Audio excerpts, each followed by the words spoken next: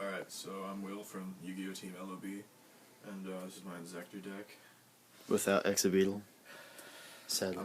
I'm missing like 3 cards, but yeah. It's fine. One Dragonfly, Obvious. one Hornet, Totally. 1 Gigamantis, and then triple Centipede, triple Ladybug. That's just an Inzektor engine. It's really basic. It's pretty standard. All your, obvious Inzektor players are going to be created off of this engine. All your OTKs and stuff, and it's just really strong and powerful, and you can pop cards, and I don't know, it's a good meta call, except it's getting popular again, so it's not as good, but yeah. It's popular because of Billy Break. He loves the deck, and he's kind of amazing, so. And then to up consistency, you gotta play, Recruiters, like Mystic Tomato. And then, you can grab Armageddon Knight, or, Dragonfly, or, Hornet, if you really just need him in grave, something like that, and then, or you can grab another Mystic Tomato, make Dark Arm Live, it's actually really good. And then you play Double Card Trooper. He's a solid level 3 that replaces himself when he dies. So, the point of him isn't to try and mill off a Hornet or anything. You want to use him to mill because you play 3 Call the Haunted and a Monster Reborn, so it's really likely that you'll be able to get a Call the Haunted and then OTK from there. But he's also just a level 3 that's a 1900 beat that lets you draw whenever he dies. So that's really good about him. And then the only main decked hand trap is Effect Veiler, because Max C isn't really that good this format, honestly.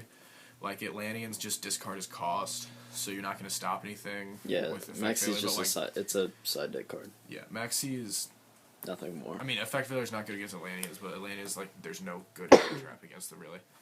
You would side up Veilers for Max C's against Atlanteans, but that's a bad example. And even Jarrell didn't think they were supposed to do anything, but he's kind of 4-1 at the last time I checked. Jarrell doesn't like Maxi at all, but that's fine. Yeah, he and then I play Tour Guides because I play Allure, and I don't play Duality, but basically it gives you an extra dark, and then if you draw into both of them, you always have a chance to allure one of them away and then go for Zenga. And then he's a solid dark, and you can just go for Leviathan and put a dark engrave if you want to make Dark Armed Alive. And it's a Tour Guide, so making rank 3s in one turn is really good. And then obviously you play Sangan in the deck, not because you play Tour Guides, but because you need to be able to search your Hornet, search your Dragonfly, whatever. That looks pretty. It's really solid. Those are secrets. And then I teched an Armageddon Knight, because you can special him with Mystic Tomato. And then also, if you mill him, then you can call the Haunted him and put a Hornet engrave. So it's like playing extra Hornets. If you normal him and get a Hornet engrave, that's fine. But he's also something that you can get rid of with Allure if you don't need him. Normaling him and putting Hornet in grave isn't really an optimal play, but he's more likely to go to grave with Foolish Barrel or, Card Trooper or something like that, and then you can just call the Haunted and put Hornet in grave. It just ups consistency. And then you play Dark Armed because it's a boss. Because the card's broken. Kind of. Your graveyard control is actually really solid. And that's all the monsters. There's 20 of them, so yeah. Big ass stack. And then 3 MST those for... are definitely super from what? Dark Beginnings, I think. Yeah. Something like that. Traded him those. Yeah. They're boss. This guy's a cool kid because he traded me these. I like Dark Beginning stuff, and then Super MST is the most expensive kind. People are like, oh, you should trade up to Ultras. And I'm like, clearly you don't know anything about MSTs because these are actually really hard to find. It's actually exactly what I did. So I appreciate you. And then 2 Sword, just because you don't need more than 2. It'll get cloggy otherwise, and it's really good for OTKing. So you just play 2 and you're fine. And then staples for the deck. You play Foolish Barrel just because it's Inzektors, and it's obviously going to be really good, especially when you play 3 Call of Haunted and a Monster Reborn. And then I play Allure for draw power because you play so many darks. You play 18 darks or something. 16. I don't know. I think it's 16. I despise this card. I always draw it dead. Yeah, you play no reason. You play 16 darks. So you have way more of an option, and then you make rank 3s like crazy. So you can just go for Levier and then get back whatever you banish. If you banish Armageddon Knight, then you go for Levier, and then you detach a Centipede or something, and go for and then you bring back the Armageddon Knight and throw a Hornet engrave, and then call the Haunted Centipede.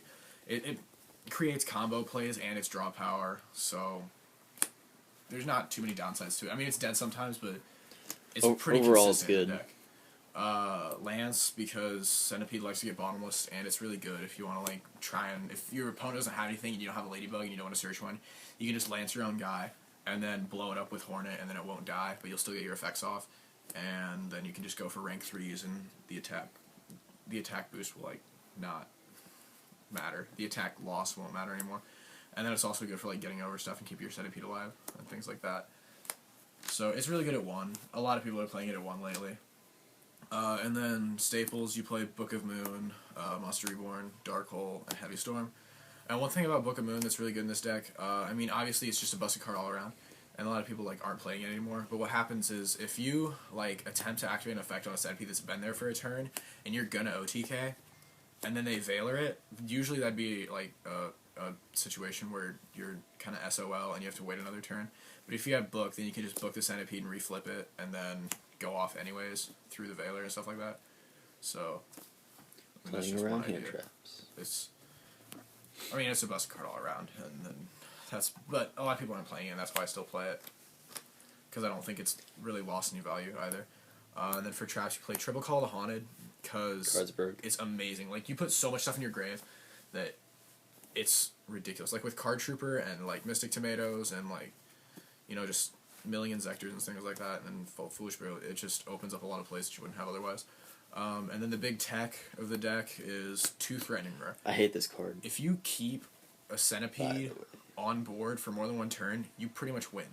So you don't even have to search Sword, basically. Like, you can just grab Hornet for turn 1 and then set Threatening Roar, and then if you use it, he stays alive, and you can search Dragonfly and just go crazy next turn. Like, card's stupid. And then it's Threatening Roar. Like, it's chainable, too. So, like, you can bait out MSCs and stuff with it. Because everyone's thinking that you're playing the Billy Break version that only has 6 traps. But, like, you know, you play Threatening Roar, and then it's unexpected, and it's extremely good. Because it'll also stop OTKs.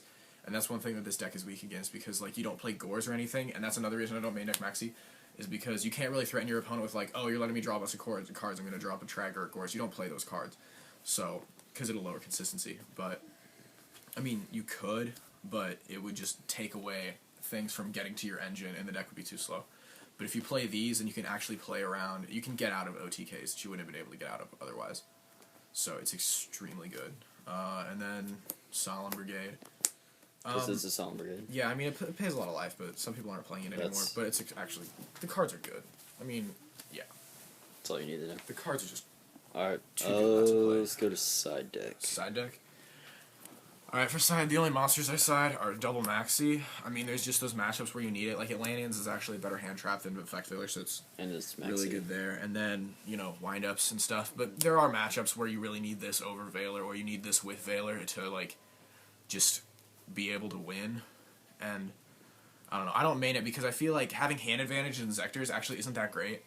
Like, I played against a kid who was playing Laval's, and he pushed through a Maxi, and I literally didn't draw anything that I would be able to do anything at all with. Because he doesn't play Gore. And then the last 2 draws, I drew 2 Smashing Grounds and smashed him. But, like, basically, there's a lot of times when having significant hand advantage isn't really going to do anything, because you can't really do a ton with the deck. Like, your turns can be really explodey, but if you just have a bunch of cards in your hand, usually it takes a turn or 2 to get set up, so I don't main it. But it's still an extremely good card, and you have to play it.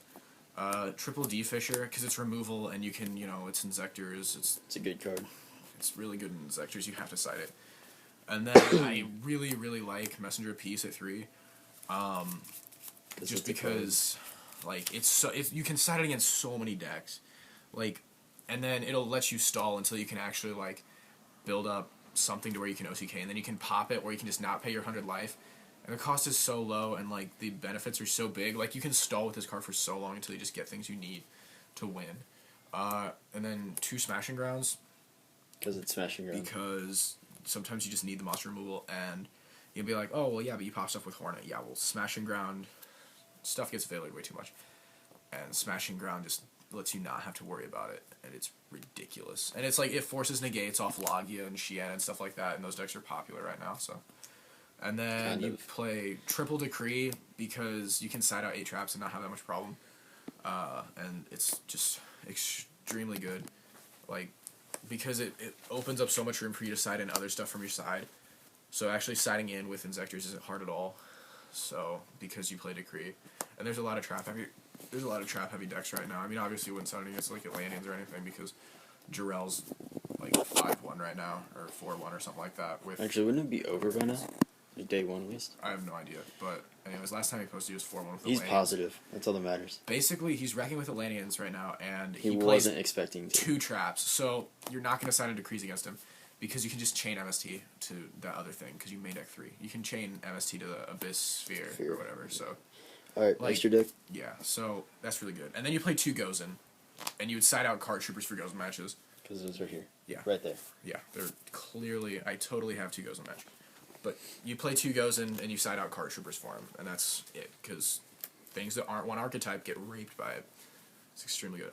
Extra deck, you play 1 Gotchi just because you'll end up... If you like mill too many centipedes or something and you have to special ladybugs, then you can go for it, and it's... You know, good for stalling and stuff like that. It's fine.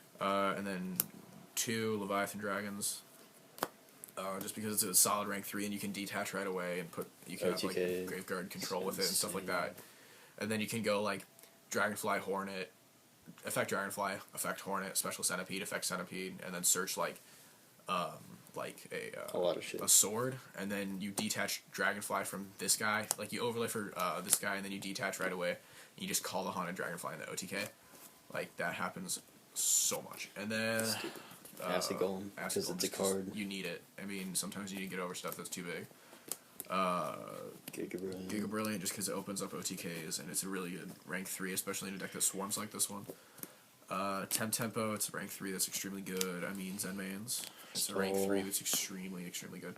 Like, if you don't have Zenmains, sometimes you can't get out of, like, bad situations, and Zenmains just helps you get out of bad situations, so... It's too good. And then Leviair, because you play like Allure and it's Leviair and you need to play it anyways, and it's a really good rank 3. Billy Break played 2, but like I've never found myself needing more than 1. And you can protect it with Threatening Roar and just use this effect again. Like, I mean, and then rank 4s, Utopia, Maestroke. Because they're both cards. Basically, yeah, I mean, they're really good, but like I might take Utopia out for a Shockmaster, just because... You have the Ladybug and you have Armageddon Knight, and it'd be actually pretty reasonable to make a Shockmaster. And making Shockmaster with Inzektors is unexpected, and it's just extremely, extremely good. I mean, it's a thing you could do. This could be a Shockmaster if you want. But right now, I mean, I just haven't made the change. I mean, I have one in my binder. It's not an issue of me not having the cards like it is with other stuff. But... Basically play 2 rank 4s. Rank 5s. Yeah, and then I only play 1 rank 5. Well, I play 2 actually. Adrius and Exostag, but I don't have an Exostag right now. I play Adrius over Tyrus just because I don't like to attack with Inzektors. Tyrus isn't that good. Like, yeah. Tyrus actually is way better than this card. But basically what happened was I was playing only Tyrus. And then there was a game on Dueling Network where I was playing against Gravekeeper, and basically I had Tyrus and not this, and it fucked me. Like, I still won the game, but like I really wanted to have Adrius, because I made a rank 5 during main phase 2, and I wanted to pop Necro Valley, and I couldn't. So instead of making Adrius and popping Necro Valley, I had to make Exostag and then equip and then take his Descendant, and like it was awkward, and I just really would have rather had Adrius. And it's a solid rank 5, and you can just, it's more destruction on top of it. Like if you don't have the Hornet when you're gonna make this guy, because you're probably not gonna have Hornet when you make rank 5s, it's actual destruction that you can use, so it's good. And then Exostag, just because it's Exostag, and you play this because it's ridiculous with Exostag. I mean, just take something, overlay this on top of it. Their card goes to grave. Yeah, it gets around Medion, which is kind of funny. And then Synchros, Black Rose, and Scrap Dragon. Is that going to be on there? Rose. Shut up. Pretend it didn't happen. Maybe it's not going to show up on the Okay, mic. these 2 cards are good, and that's it. I mean, yeah, this is a rank 7. This is Will Roush from your team LB. I farted. I'm Addy.